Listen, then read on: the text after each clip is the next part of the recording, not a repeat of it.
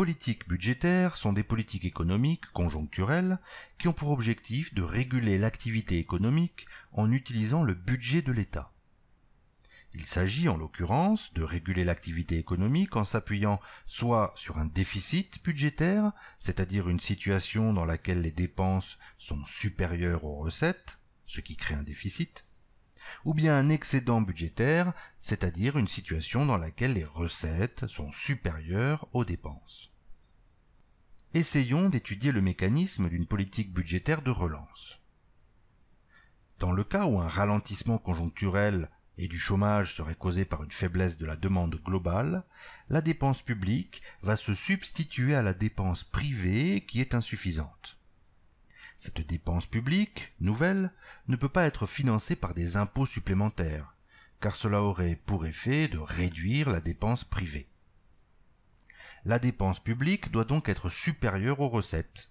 Il s'agit donc d'un déficit budgétaire qui sera financé par l'emprunt. Prenons pour exemple la construction du centre Pompidou de Metz, qui est un investissement public qui a coûté 70 millions d'euros.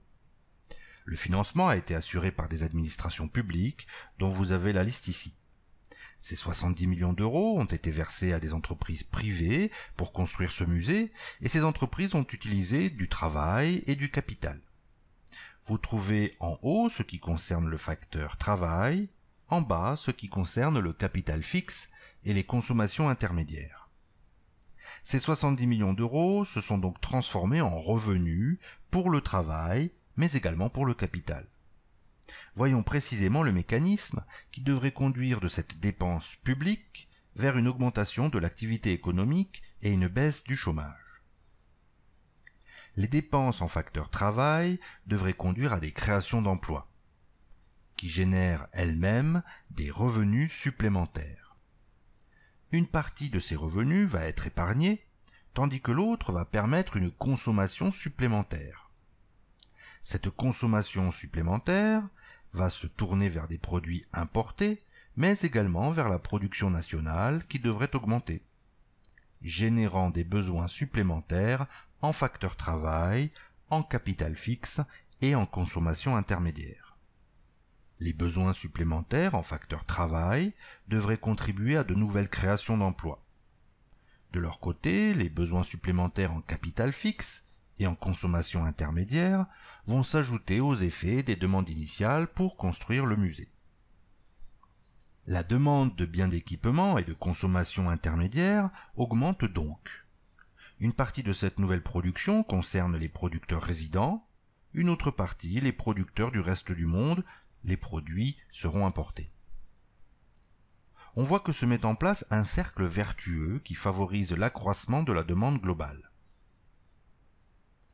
Cette augmentation devrait se traduire par une phase d'expansion économique, la production nationale devrait augmenter et les créations d'emplois générées devraient favoriser une baisse du chômage.